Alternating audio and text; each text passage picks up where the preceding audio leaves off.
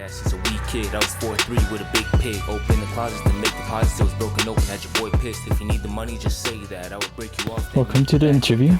My name's David. I'm from the station. Yeah. First of all, how do I pronounce your name properly? Is it? It's Davaun. Davaun. I see. Hi, nice to meet you. Yeah. Richard's email said like you're based in Ajax. That's correct. Yeah. Nice. My housemate is actually from Ajax, and he just went home recently, actually. But yeah. Oh, no way. Yeah. Right. So let's just jump right into it. Would you like to give a brief introduction about yourself or your music? Yeah, for sure. So yeah, like we went over, my name is Davaun. I am from Ajax, from the Durham region, really. If you're from Ajax or any of the surrounding areas, you know it's all part of the Durham region there. So that's where I'm from. I grew up in this area and have lived in every city of it. My music journey started when I was young. Everyone kind of has a fascination with music, I feel, or has some connection to it. And then I really just started writing more often. I went away to school, met some writers up there, became part of creative communities. And then I went into the workforce, got a lot of life experience. And then, throughout that, continued to work on my craft. And now just making a more focused push towards, being part of this industry, contributing to the cultures that I appreciate, and hopefully bring a lot of people with me and do a lot of good for my community at the same time. So that's really the goal. Nice. Are you transitioning into a full-time musician, or are you just juggling both work and music? Yeah. I mean, right now I'm definitely juggling more of work and music. And learning more about the industry and how to make it a full-time opportunity for myself. But it's pretty much just one day at a time with, getting the right music, getting the right sounds, getting the right looks, and then networking with the right people and really building that fan base is what it's about now. So yeah, it's all just a learning process and understanding the business and working the business outside of it. Yeah, for sure. Like it's been tough on musicians just in general, right? Like nowadays, and then a lot of people I've talked to, they either have to juggle work or they just can't find it, and it's tough out there. So you said it started when you were young, and then you had a fascination about music. Yeah. Was it based on something you heard or Honestly, I remember my first lyrics when I was maybe 7 years old, and I was just kind of joking. We used to see, BET and all those music videos, MTV music videos and stuff like that. I might be a little too young. Bow Wow used to be a child star way back in the day, and seeing someone so young. Doing something like music at such a high level, definitely inspirational as a kid or even a little bit older than that. That's kind of the inspiration, just seeing that it was possible.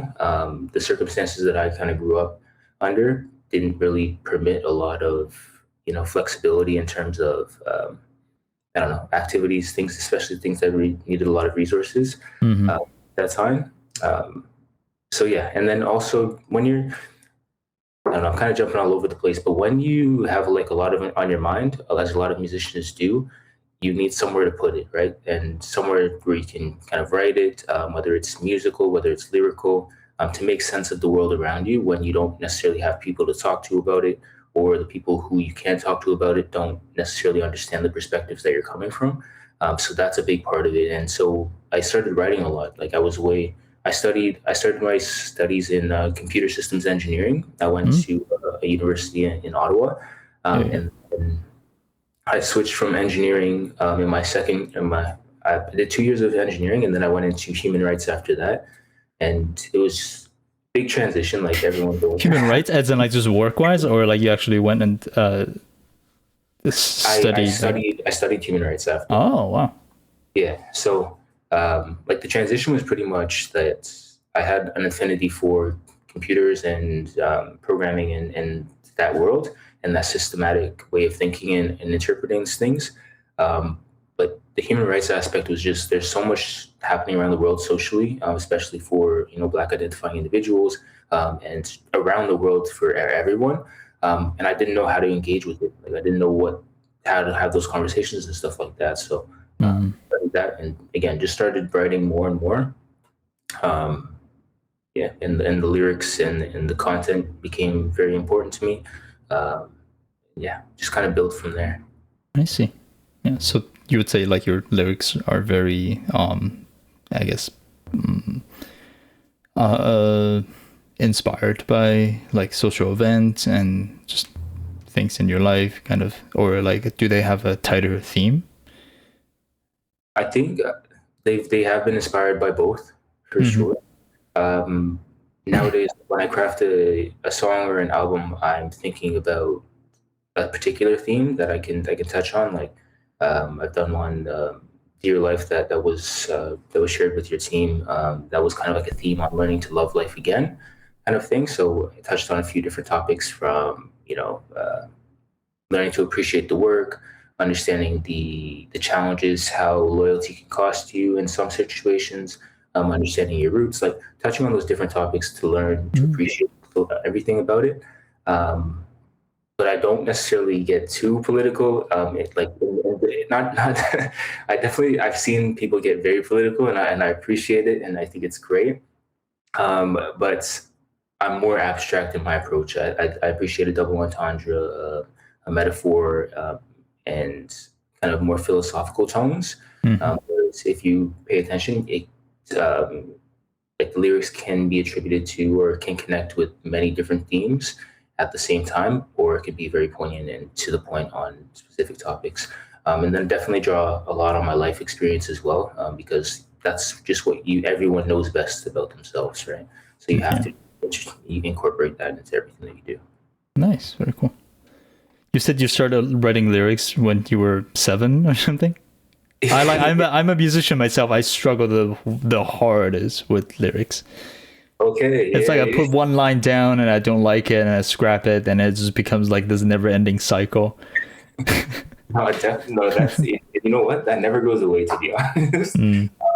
But yeah, my first lyrics I wrote when I was about 7 years old, but then I just took a long hiatus because at that time it was just kind of like something to do for fun. And before I go any further, music should always be something that you do for fun while you're making it, whether it's professionally or otherwise. Always try to have fun with it wherever you can. But yeah, I was doing it for fun. And then life took like a very dramatic turn when I was about 7, 8 years old. So it just wasn't even something I really thought about. And then it wasn't fast forward to like my last year in high school, where I was around some guys who rapped, went out to a cypher randomly, joined for whatever reason. They were like, oh, you kind of have something there. And I was like, oh, okay, cool. But then we were graduating like the next month. So I went away to school. My roommate my first roommate when I went away to school happened to also make music. So then we started writing every now and then too. So then that's when I picked it up again. And I started writing daily. A lot of stuff I look back now and I'm like, it's kind of cringy. Other stuff I'm like, there was something there, but I didn't go all the way with it. And so it was just a long labor of love, really, just practicing, doing that tuition. It's like your education or any kind of schooling, right? Like you have to put in the hours to grow comfortable with it. And now, I can write songs in an hour. Nice. It doesn't take me a long time to craft something that I appreciate and I can find value in. And then you also can't get too attached to everything because it's like a conversation, right? Like as long as you're coming from an authentic place, it's going to come across in the music. So that's kind of like what I kind of remind myself of and try to tell people as well.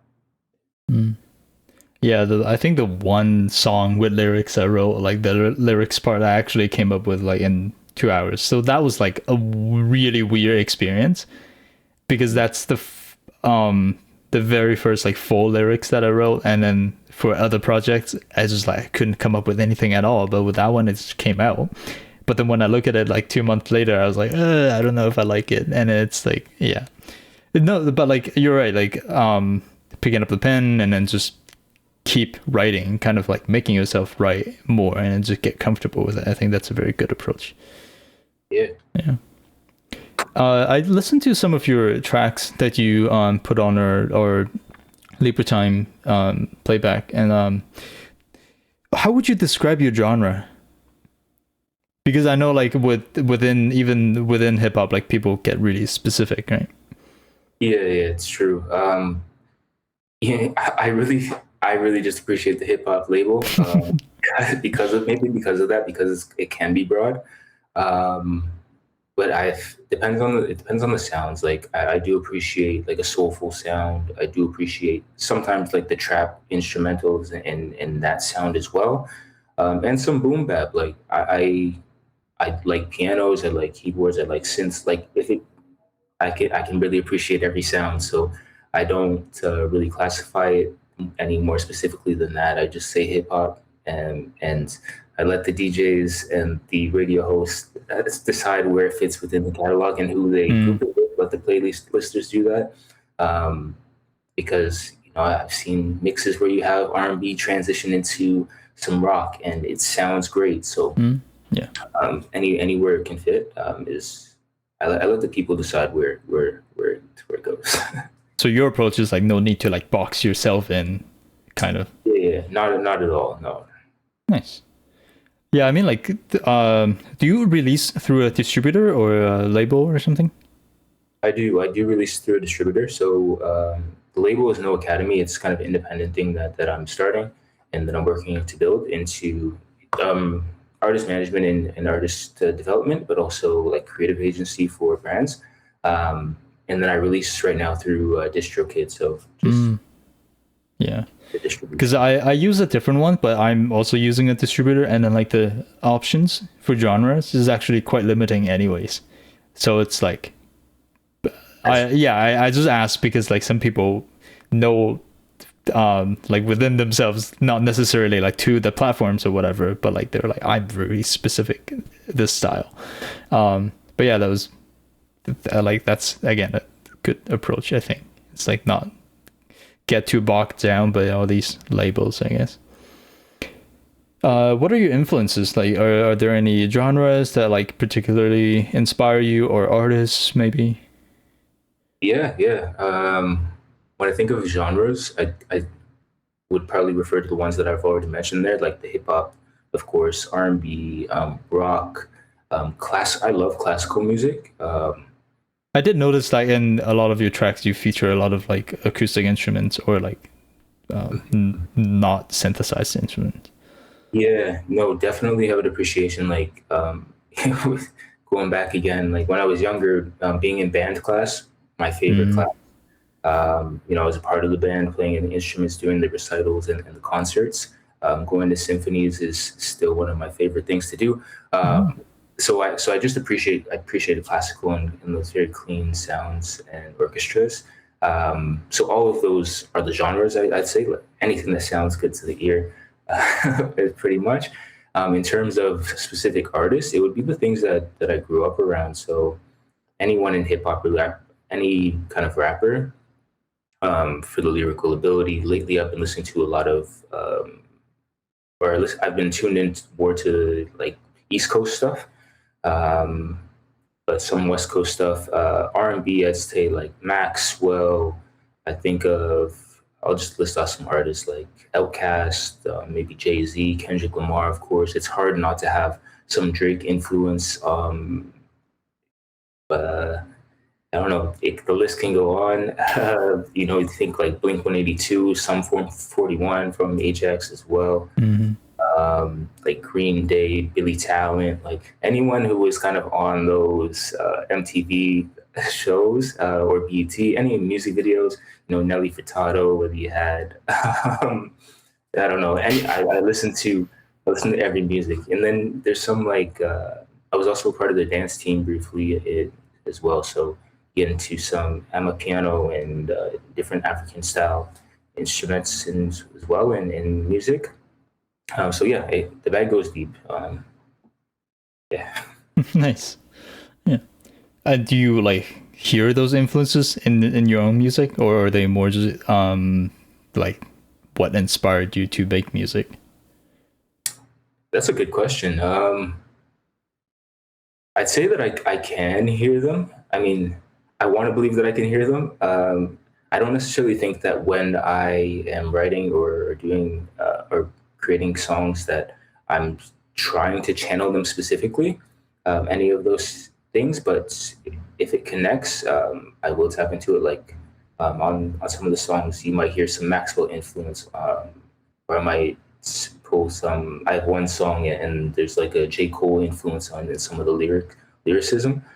So there's some songs where I'm very intentional and I'm like, I know where I can attribute this. But others, it's just part of who I am at this point, right? That's, you develop all the skills. Mhm. Very nice. Do you want to talk a bit about your creative process? Are you like, because you rap, you sing on your songs, and then are you also the producer? Are you like a solo artist? Yeah. So I do produce as well. From production, from like song creation, all the way through to the recording, mixing, and mastering as well. And I enjoy that process. So for me, it starts one of two ways. Either I'll start with the lyrics and write something if I have a melody or a tune or some words that come to mind, or something that I see in my everyday life and I want to write about it. I'll take out my notepad. I still write pen and pad as well, but I also type on my phone. So either or, I'll jot something down and start there, and then I'll build the melodies around it and build drum patterns around it. I do also work with producers, so producers will also send me beats and instrumentals that they've made. I also source some and find producers myself as well. So if that's the case, then I'll start with the instrumental and I'll write something to it. And I'll build the melodies, build the lyricism around that. And I try to focus on a theme these days.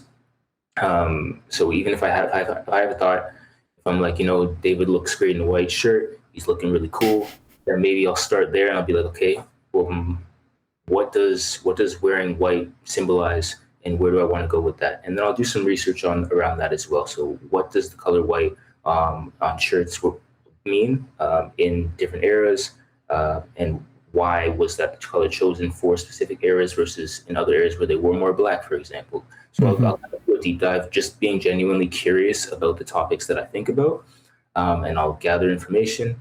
And then after that period so we have the instrumental or a specific idea, we do some research on it, and then we start writing and just kind of craft lyricism based on the information that's presented or that makes sense, and then incorporate some of my personal experiences in there as well. And then comes the recording process where might record it one take and it's perfect. Other times you record it, sit for a few days, come back, you're like, not really what I imagined it sounding like. And in my head, when I'm recording, there's a perfect way that it sounds in my head. So sometimes when I'm playing it back, if it doesn't sound exactly like that, either I have to sit with it for a little bit or I take a break and come back to it. And then sometimes it's mixing, sometimes it's the recording. So you have to play around with that. And that's why I have like dedicated times where I do a recording session and a mixing session, because I get confused. It's easy to confuse it or to overdo it if you just in that mode. Yeah, I'm sure you're familiar. No, like I started with like classical background, but then I like got more into the recording and production as well. And it's like, yeah, you're right. Like it's especially in like modern digital DAWs and stuff, like it's really easy to like record and then start like trying to mix, and it's just like it's horrible. Like separating the process. Like right now, I've been trying to like actually fully separate them, as in like I have one project file for recording and then a separate one for mixing, and then when I get to the mixing stage, I'll bounce everything into audio, so I'm not tweaking any little things anymore, and I'm like, nope, this is what you got to work with. It's kind of like forcing myself out of that like tweaking stage that can last anywhere from a week to 5 months. Exactly. So yeah, after that, then hopefully you get the mix that you want, and then bounce it and put it out. Yeah. Do you think you work with the lyrics more, or like you actually co-write with your collaborating producers?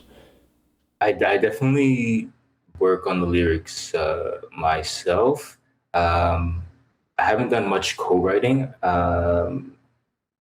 in terms of like I have collaborated with people, but it's really just like they'll write their verse, I'll write my verse, and then we'll have conversations, of course, about what the theme is and where we're going. So that's part of the writing process for sure. But no, I very much enjoy the writing process, and you get to go into like the deepest corners of your mind and find some of the nichest topics that you can research and read up about, and kind of explore how you can creatively put the words together to make it sound good. When I'm writing, I also think about how the words look together. Like I think that's very important. Like if the words, like certain words look better on paper than others, so how they're written together, Like actually visually how they look. Visually how they look on the paper, and how those letters come together.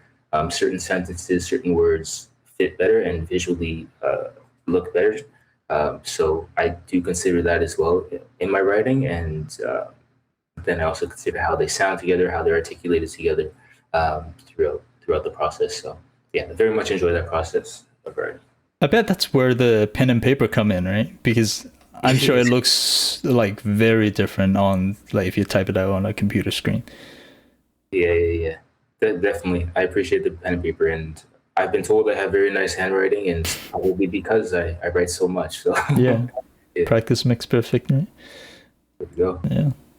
And then you said you do recording your own as well. Do you like I guess I'm more talking about the music side. For example, the instruments and whatever. Are you using just like do you record live instruments more, or do you use samples, or perhaps like analog gear, digital software instruments? Yeah, so I use digital gear. So I do have a digital piano, digital keyboard that I use. I do use samples as well. Live recorded instruments, I have very little experience with that, if I'm being honest. So I more so look for samples or live recorded instruments that I didn't record myself. And would you say you use samples as in like sampled instruments, or like actual clips of other music that you like repurpose? Yeah, I would say sampled instruments. Digital VSTs and plugins like that, that have higher quality samples, instruments.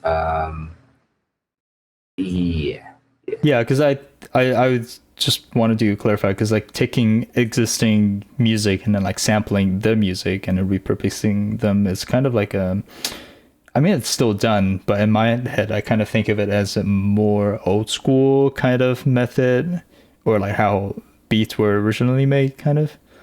Yeah, I can see that. I was at an event over the Juno weekend there, and there was a bunch of producers, and they were old school. They were old school producers. Like they all had like their vinyls. They were talking about cutting out their samples, and I was like, sounds really cool. Honestly, it's very dope, and the way that they sample is like you would know that it's a sample sometimes. Other times you wouldn't know it's a sample, because the way that they flip it, it sounds so original unless they point it out to you. So I think that's really cool. And if we think about, we think about like a Kanye West who has built his career off sampling. It's very impressive what you can do with samples, and bringing people back in through a nostalgic route, but also creating something brand new. And then we can see it with some big songs today that use a sampled voice or something like that. So I'm not against samples in any way, but I would agree that it definitely does feel like an older school way of doing things. Although like I hear a lot of the core producers that I know who are very adamant about their sounds, like they will sample songs to death, because they will go through, select each sound. Like they'll hear a hi-hat in a song and take every hi-hat throughout the entire song different, and package that into their beat pack. and then use that in their production. So there's a lot that you can do. It takes a lot. It takes a lot of patience. So huge respect to the people who continue to sample and make good music with it. Yeah. It's definitely a hugely different process. I just like my brain doesn't function that way, like musically speaking, and it's fascinating to me like how they can isolate so many things within a track and then hear them in other contexts. Yeah, yeah, it's really cool. I feel like that's something you kind of have to process before you start like sampling things, because like that's what makes it more intentional in a way. Yeah. Right. We're nearing the end of our time slot here. Would you like to how recent is the Dear Life? Is it an album? Yeah, it's it's an album, a long play. Your Life is released in February. So February 13th is when I put that out. Right now that is not on streaming platforms or digital platforms. It's only available for purchase or radio spins and whatnot, or for direct. Like if someone reaches out to me and inquires about it, we can discuss that. The record that I'm pushing right now is called "Don't Need the Fame," and it is more of a more hip hop. There are some kind of trap elements to it, but the overall theme is just I don't know, focused on Stay true to yourself, that sort of thing. Yeah, stay true to yourself. Yeah, and yeah, just kind of put in just work, just really work hard, right? Stay focused on what matters to you.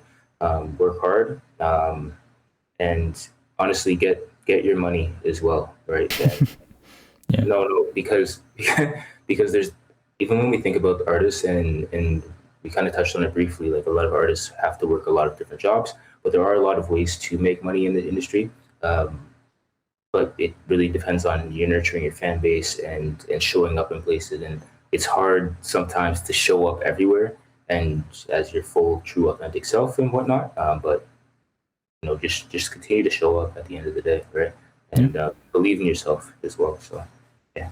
And you said, "Don't Need the Fame" is also an album. Don't Need the Fame is just a single right now. Oh, I see. Yeah, and I'm working on an album around it. Nice. Well. Okay.